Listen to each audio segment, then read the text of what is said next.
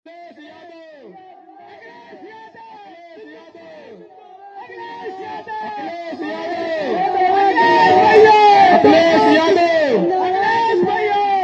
जिंदाबाद। अखिलेश यादव जिंदाबाद। अखिलेश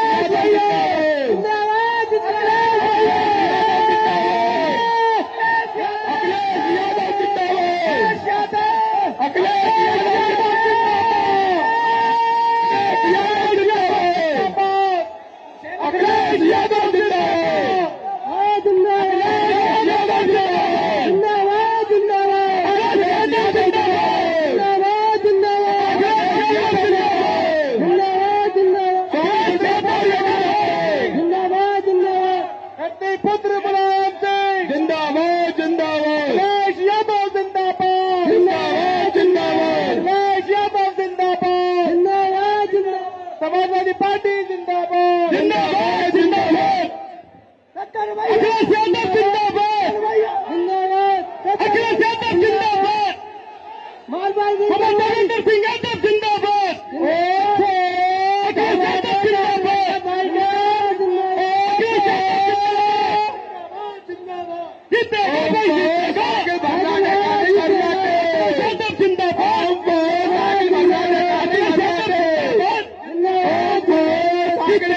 जीतेगा यादव जिंदाबाद। जीतेगा भाई जीतेगा। साइकिल वाला जीतेगा। अखिलेश यादव जिंदाबाद। जिंदाबाद जिंदाबाद। अखिलेश यादव जिंदाबाद। जिंदाबाद जिंदाबाद। अखिलेश यादव जिंदाबाद। जिंदाबाद जिंदाबाद। देवेंद्र सिंह यादव जिंदाबाद। जिंदाबाद जिंदाबाद। करोड़ों लोगों के हृदय सम्राट हमारे माननीय राष्ट्रीय शॉर्टकट हो गया भैया पीछे पूर्व मुख्यमंत्री सभी लोगों को साइकिल भर्राटे गाड़ी भर्राटे। ओम को साइकिल भर्राटे गाड़ी भर्राटे। अरे ये साउंड पे चले हुए नहीं। ये मैं छोटे भाइयों से चले हुए नहीं तो आप लोगों को चोट लग सकती है। साउंड में सकते हैं। आप लोगों से विनम्र निवेदन है कि पेड़ पर न चले। ओम को साइकिल भर्राटे गाड़ी भर्राटे। ओम को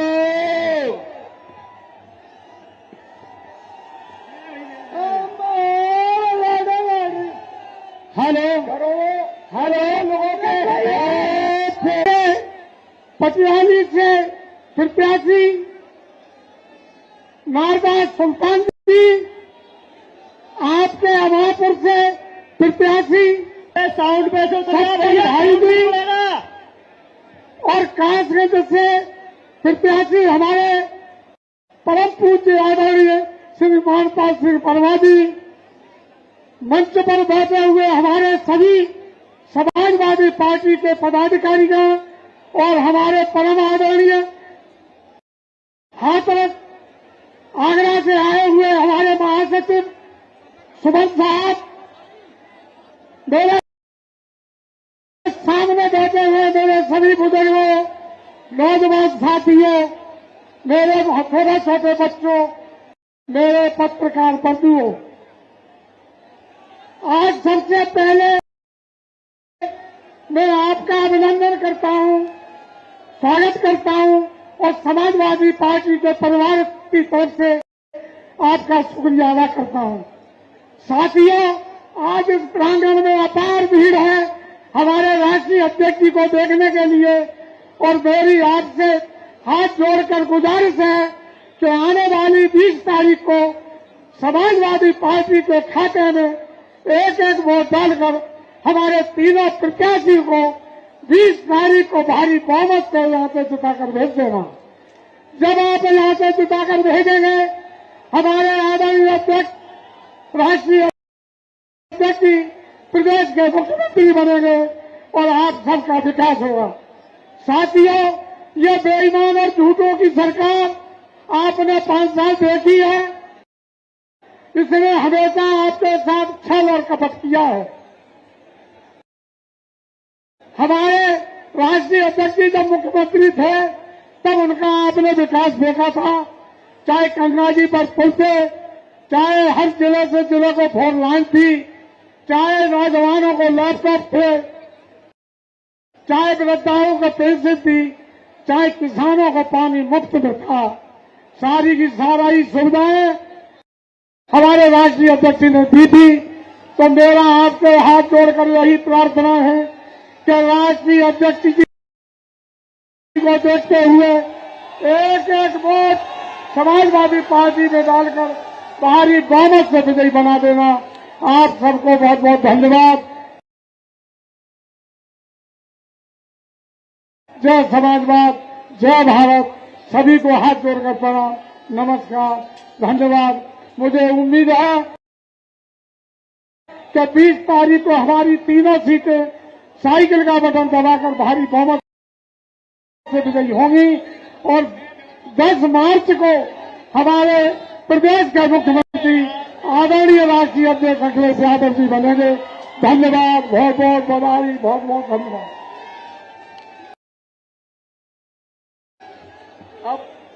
अब आप सबका मामला देखते हुए मैं निवेदन करता हूं, हम सबके प्रिय नेता, करोड़ों दिलों के हृदय सम्राट, हमारे राष्ट्रीय अध्यक्ष, पूर्व उप मुख्यमंत्री माननीय अखिलेश जी से कि तशरीफ लाएं और माइक के माध्यम से अपनी ओजमई वाणी से जनता को नवाजे। रफत भाई,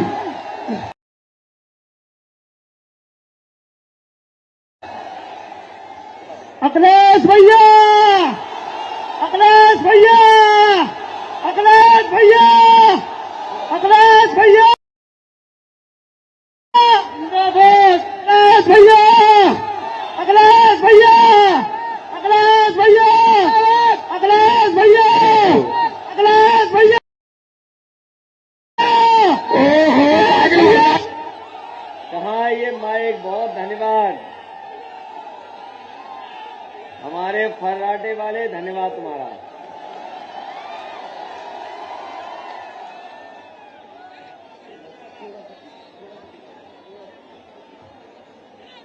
हमारे साथ मंच पर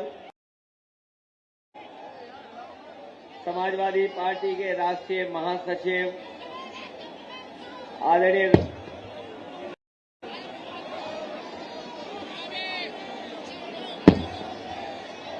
मंच पर हमारे साथ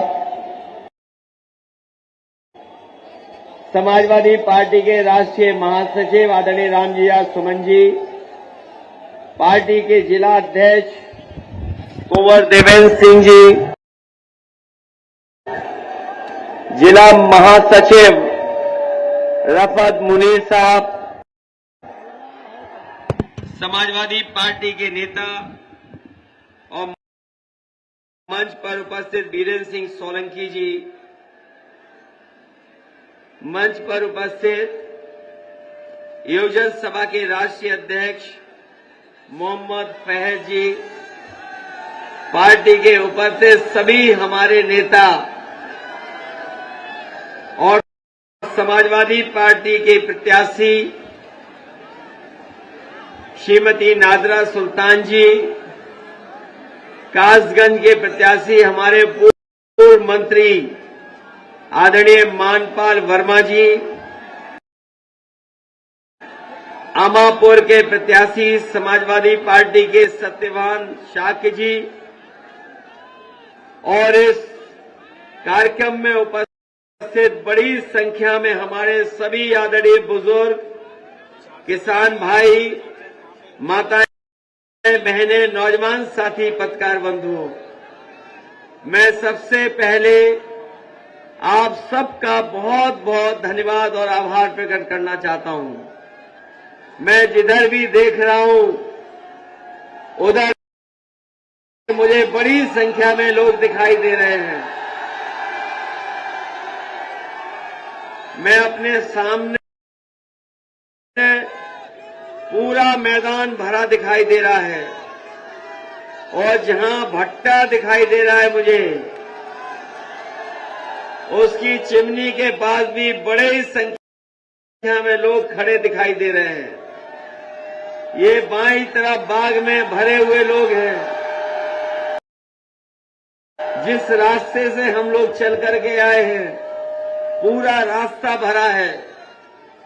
ये आम के पेड़ पे भी लोग लटके हुए हैं। और एक आम का पेड़ नहीं, हमें जितने आम के पेड़ दिखाई दे रहे हैं सब पेड़ों पे बड़ी संख्या में कार्यकर्ता साथी दिखाई दे रहे हैं। ये नीम के पेड़ पे भी हैं। ये जहां माइक लगे हुए हैं, जहां से आवाज जानी, वहां भी बड़ी संख्या में लोग हैं। ये जो जोश और उत्साह दिखाई दे रहा है इस बार कासगंज में, इस बार लगता है भारतीय जनता पार्टी का पूरा सफाया होने जा रहा है।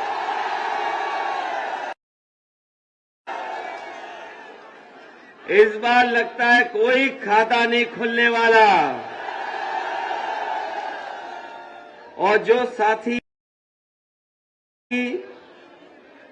खबरें रखते हैं उन्हें जानकारी हो गई होगी कि पहले चरण में जो वोट पड़ा है, जिस तरीके से पहले चरण में मुजफ्फरनगर से लेकर के आपके बुलंदशहर और आगरा तक, बगल में अलीगढ़, वोट पड़ते हुए देखा होगा आपने। और साइकिल की रफ्तार के साथ साथ आपने भर्राटा भरते हुए देखा होगा।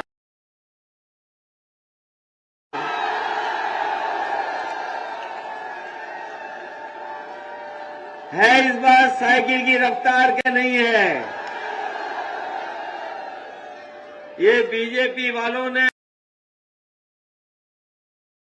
बोल बोल के झूठ जनता को दुखी किया है। इनके नेता आपके यहां भी आए थे।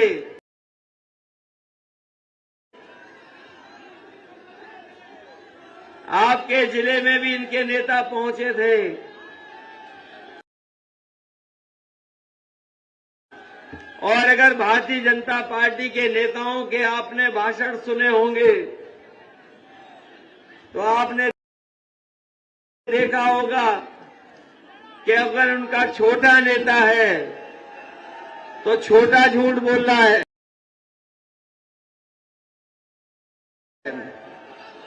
और अगर थोड़ा बड़ा नेता है तो बड़ा झूठ बोल रहा है, और जो सबसे बड़ा नेता है वो सबसे बड़ा झूठ बोल रहा है।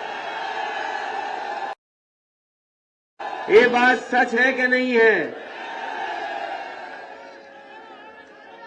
और जितने हमारे किसान भाई हैं, इनसे वादा किया गया था कि किसानों के पैदावार जो होगी, हमारे किसानों की आय दोगुनी हो जाएगी। यहां पर बड़ी संख्या में किसान भाई हैं और उनके बेटे हमें दिखाई दे रहे हैं। बताओ कहां पर आय दोगुनी हुई है किसी किसान की? और अगर खाद लेने गए होगे तो लाइन में लगे रहे, खाद नहीं मिली आपको। और अगर खाद की बोरी घर पे ले भी आए होगे तो बताओ बोरी में से चोरी हो गई कि नहीं हो गई? और जो पैदावार हुई आपकी, उसकी कीमत नहीं दे पाई सरकार। धान लुट गया। कोई फसल अगर किसान ने पैदा की तो उसकी कीमत सरकार नहीं दे पाई। और ये वही सरकार है जो किसानों के ऊपर 3 काले कानून लेकर के आई थी। 3 काले कानून लेकर के आई, पूरे देश के किसान खिलाफ हो गए, आंदोलन किया, धरना दिया, और ये सरकार जो जो कर सकती थी सरकार ने किया। सरकार ने कीलें लगा दी, बोल्डर लगा दिए बड़े बड़े। अगर किसान ट्रैक्टर लेकर के निकला तो मुकदमे लगा दिए। डीजल भरवाने गया तो डीजल नहीं दिया। और 3 काले कानून ला करके किसानों की जमीन छीनना चाहते थे। हम अपने किसानों को बधाई देंगे कि जिन्होंने लगातार आंदोलन किया, लड़ाई लड़ी और आखिरकार सरकार को पीछे हटना पड़ा। तीनों काले कानून वापस हो गए। अब तीनों काले कानून आने वाले नहीं हैं। और ये अगर लेकर के भी आते हैं तो उत्तर प्रदेश में समाजवादी सरकार होगी। उत्तर प्रदेश के किसानों पर वो 3 काले कानून कभी लागू नहीं होने देगी समाजवादी पार्टी। बताओ, डीजल पेट्रोल महंगा हो गया कि नहीं हो गया? ये वही लोग हैं जो कहते थे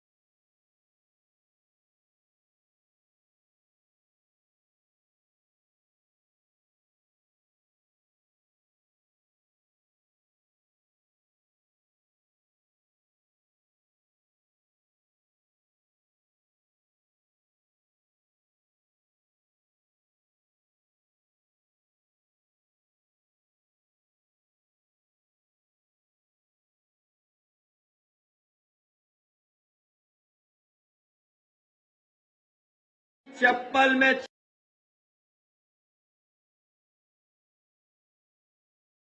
चलने वाला हवाई जहाज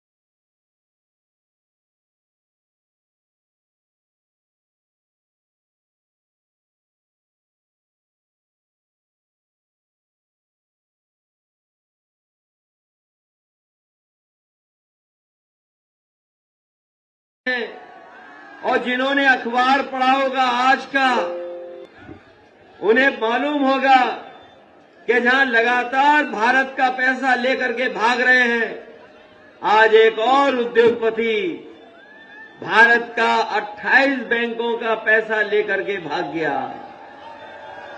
ये पढ़ा कि नहीं पढ़ा अभी हमारे लोग नहीं जान पाए हैं, लेकिन 28 बैंकों का पैसा लेकर के एक उद्योगपति पैसा लेकर के भाग गया। सोचो वो कहां का था? जो लोग पैसा लेकर के भागते हैं वो कहां के हैं? और ये वाला भी उद्योगपति जो पैसा लेकर के भागा है वो भी वही का निकला। बताओ, भरोसा करोगे इन पर? ये लगातार झूठ बोल रहे हैं, जनता को झांसा दे रहे हैं, और जब इन्हें वोट नहीं मिल पा रहा है तो झगड़ा लगा रहे हैं।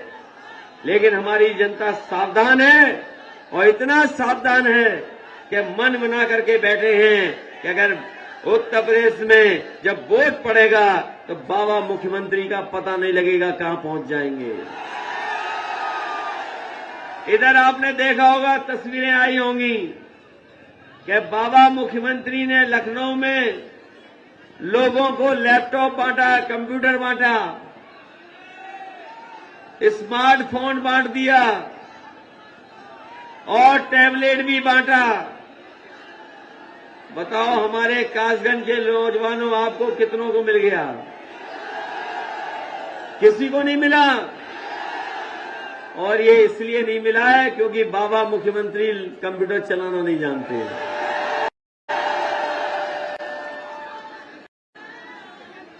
और उनका एक सबसे प्रिय जानवर है, वो खेत खाए जा रहा है। समाजवादी सरकार बनेगी तो अपनी गौ सेवा के लिए चाहे हमें नियम बदलने पड़े, योजना नई लानी पड़े, लाने का काम करेंगे, जिससे हमारे किसानों की खेतों की रखवाली हो सके। लेकिन इस सरकार ने न जाने कहां से हजारों करोड़ रुपया लूट लिया, बर्बाद कर दिया। और जब से चुनाव चल रहा है, पहले चरण में हमारे बाबा मुख्यमंत्री कह रहे हैं कि गर्मी निकाल देंगे, लेकिन जैसे ही पहले चरण में वोट पड़ा है, भारतीय जनता पार्टी के नेता कार्यकर्ता ठंडे पड़ गए हैं। और अपने नौजवानों से मैं कहना चाहता हूं, ये गर्मी निकालने वालों को हम कहना चाहते हैं कि समाजवादी सरकार बनेगी तो उत्तर प्रदेश में नौकरी और रोजगार निकालने का काम करेंगे, जिससे हमारे नौजवानों का भविष्य बेहतर हो जाए। इधर जब से बीजेपी की सरकार आई है, न फौज में भर्ती हुई है और बड़े पैमाने में पुलिस की भी जगह खाली है, और सरकारी दफ्तरों में लगभग 11 लाख पद अभी नहीं भरे गए हैं। और जिस तरीके का बदलाव देखा है, अभी आईटी सेक्टर में कंप्यूटर को लेकर के तमाम नौकरी और रोजगार निकल रहे हैं, ये सरकार नहीं निकाल रही है। कारोबार करने का तरीका भी बदल गया है, काम कैसा मिलेगा वो भी बदल गया है। इसलिए समाजवादी पार्टी ने अपने संकल्प पत्र में, वचन पत्र में कहा है कि उत्तर प्रदेश में समाजवादी सरकार बनेगी तो 11 लाख जो पद खाली है सरकारी, उन सबको भरा जाएगा। और कोरोना की वजह से, और इस कोरोना की वजह से नौजवान फौज में भर्ती नहीं ले पाया है। हमें चाहे उम्र की छूट देनी पड़े नौजवानों को, तो छूट दे करके उन्हें नौकरी और रोजगार देने के लिए अवसर पैदा करने का काम समाजवादी लोग करेंगे। इसलिए समाजवादी पार्टी ये भी फैसला लेके चल रही है कि हम जानते हैं महंगाई के कारण, और इधर लगातार भारतीय जनता पार्टी की सरकार ने महंगाई बढ़ाई है।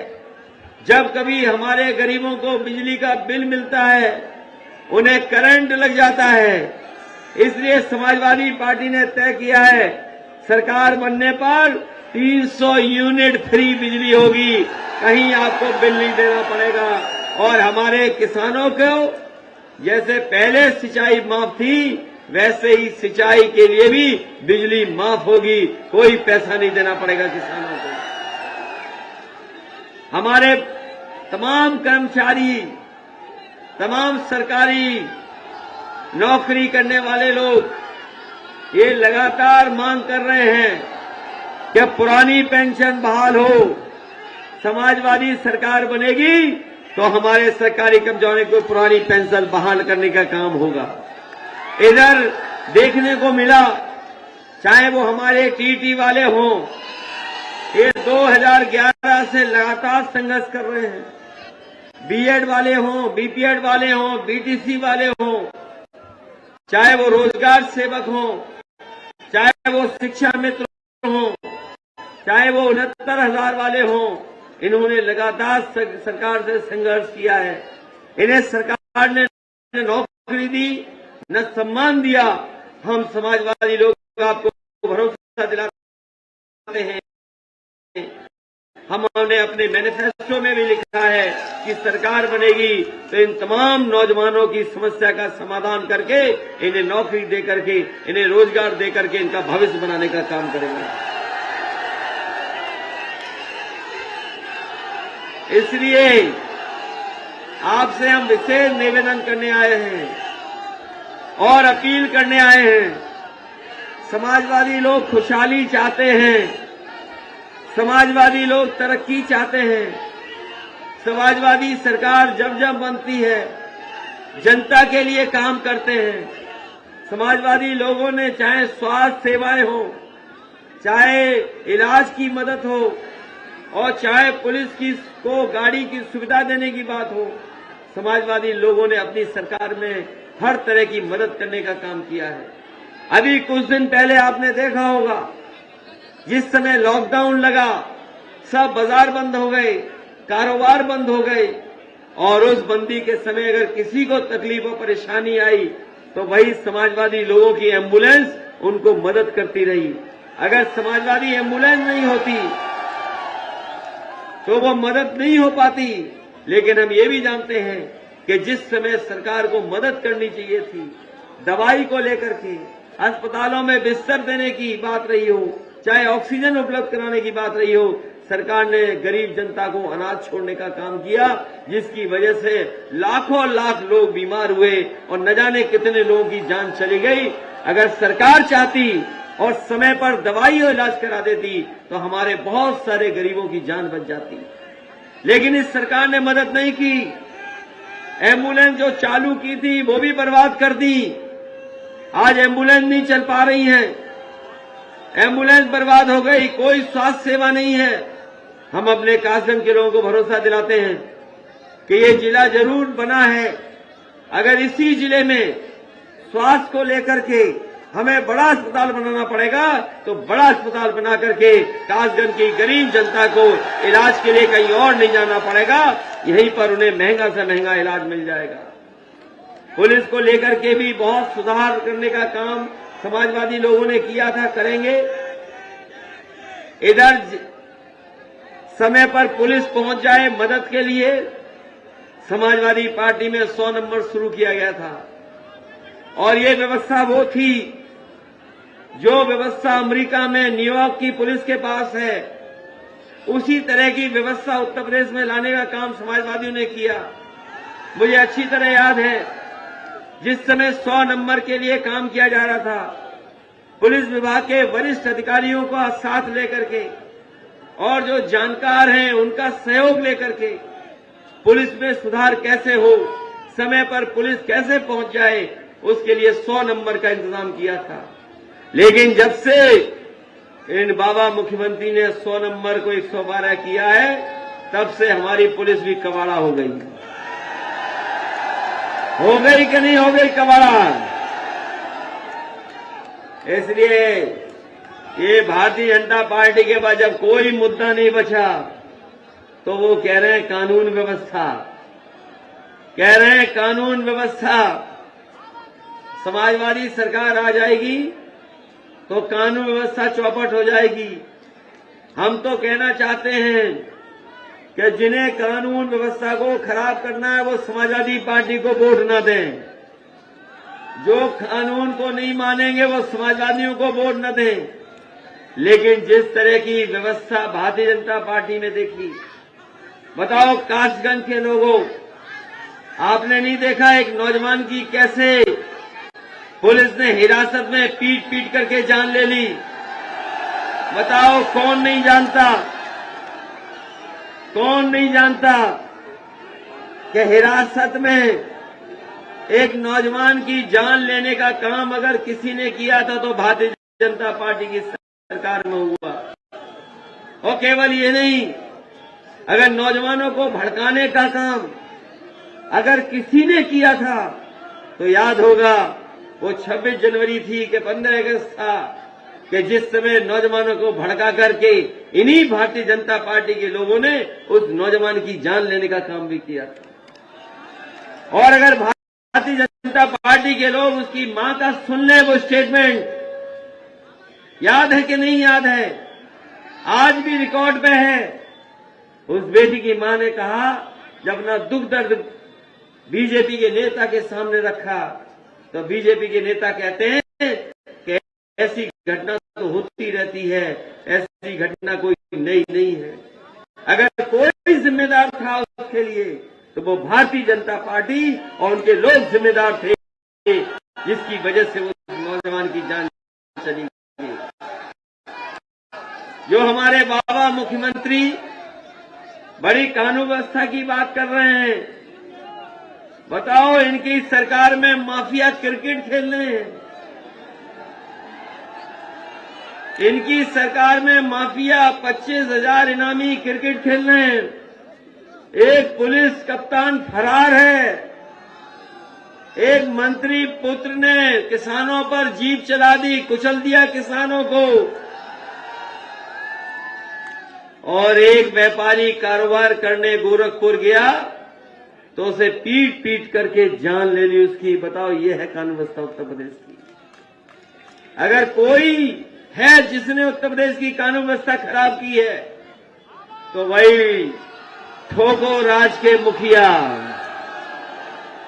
ठोको राज के मुखिया। और मैं तो कहना चाहता हूं पत्रकार साथियों से, जो लोग कानून व्यवस्था की बात कर रहे हैं वो जरा देश के आंकड़े देखें, देश के आंकड़े देख। कोई बात नहीं, कोई नहीं, कोई बात नहीं, खड़े रहने दो बच्चे को, इधर आने दो, इधर आने दो, सिक्योरिटी इधर ही आ जाओ, इधर ही आ जाओ। अरे ये समाजवादी दीवाना है, इधर आ जाओ। लेकिन सब दीवाने मत बन जाना। चलिए साइकिल फर्राटे पे, एक आध दीवाना तो ठीक है, सब दीवाना बन जाओगे तो गड़बड़ हो जाएगा। इसलिए हम आपसे विशेष निवेदन करने आए हैं। ये तीसरे चरण का चुनाव है और सब चीजों को आप जानते हो और महसूस करते हो। ये चुनाव कोई छोटा मोटा चुनाव नहीं है, ये छोटा मोटा चुनाव नहीं है। याद कीजिए 2017 में मैं आपसे वोट मांगने आया था, इसी जिले में वोट मांगने जगह जगह आया था। उस समय मैंने कहा था, नोटबंदी को लेकर के भी कहा था कि नोटबंदी से कोई हमारा भ्रष्टाचार नहीं खत्म होने वाला, न काला धन वापस आने वाला है। हमने उस समय भी कहा था कि ये नोटबंदी जो हो रही है ये बड़े बड़े लोगों को लाभ पहुंचाने के लिए हो रही है, और रुपया हमारा काला सफेद नहीं होता, हमारा आपका लेन देन काला सफेद होता है। लेकिन जनता को लगा कि नोटबंदी से भ्रष्टाचार खत्म हो जाएगा, काला धन वापस आ जाएगा। लेकिन बताओ 2017 के बाद अब 2022 हो गया, भ्रष्टाचार डबल हो गया कि नहीं डबल हो गया, ये सोच के बताओ आप। इस डबल इंजन की सरकार में अगर कोई चीज डबल हुई है तो वो भ्रष्टाचार डबल हुआ है, अन्याय डबल हुआ है, महंगाई डबल हुई है, हमारे किसानों को लूट की डबल लूट हुई है। इसलिए ये चुनाव न केवल उत्तर प्रदेश का चुनाव है बल्कि आपके भविष्य का भी चुनाव है। उत्तर प्रदेश के साथ साथ ये देश के भविष्य का भी चुनाव है। ये चुनाव हमारे किसानों के मान सम्मान का है। ये चुनाव हमारे नौजवानों का भविष्य कैसे बेहतर हो उसके लिए चुनाव है। और जहां हमारी माताएं बहनें हैं, हम लोग 500 रुपया दे रहे थे सम्मान राशि, इस बार समाजवादी पार्टी ने तय किया है कि अपनी माताओं बहनों को 3 गुना 18,000 रुपया साल भी देना पड़ेगा। तो अपनी माताओं बहनों का सम्मान करने का काम हम लोग 18,000 रुपया साल दे करके करेंगे। इसलिए ये चुनाव आपके भविष्य का है। इसलिए एक एक वोट समाजवादी पार्टी और चुनाव चिन्ह साइकिल पे देने का काम करना। बताओ, साइकिल की मदद करोगे कि नहीं करोगे? ये चुनाव आपके भविष्य का है कि नहीं है? ये चुनाव उत्तर प्रदेश के साथ साथ देश को बचाने का चुनाव है कि नहीं है? इस चुनाव को अपना चुनाव इसलिए समझना कि ये लोकतंत्र को बचाने का भी चुनाव है। और ये बाबा साहब भीमराव अम्बेडकर जी ने जो संविधान दिया है, उस संविधान को बचाने का भी चुनाव है। अगर ये भारतीय जनता पार्टी के लोग आ गए तो नई लोकसभा बनाई है, और नई लोकसभा में न जाने कौन सा बदलाव ले आए, संविधान में क्या बदल दें, ये कोई नहीं जानता। इसलिए इस चुनाव में उत्तर प्रदेश से भारतीय जनता पार्टी को हटाने का भी चुनाव है। बताओ, हटाओगे कि नहीं हटाओगे?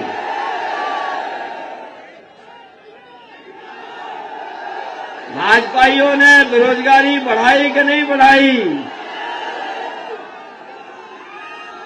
भाजपा वो लोगों ने देश लूट लिया कि नहीं लूट लिया? इनकी सरकार में अपराधी खुले घूम रहे कि नहीं घूम रहे?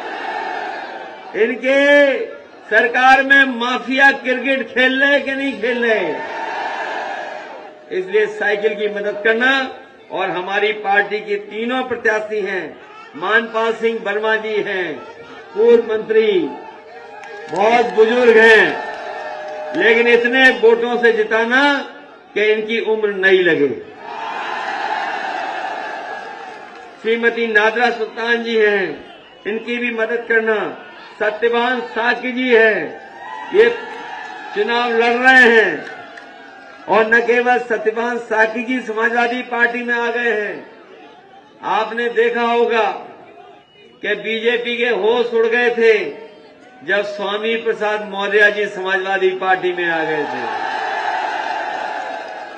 बताओ, हवा खराब है भारतीय जनता पार्टी के क्या नहीं है?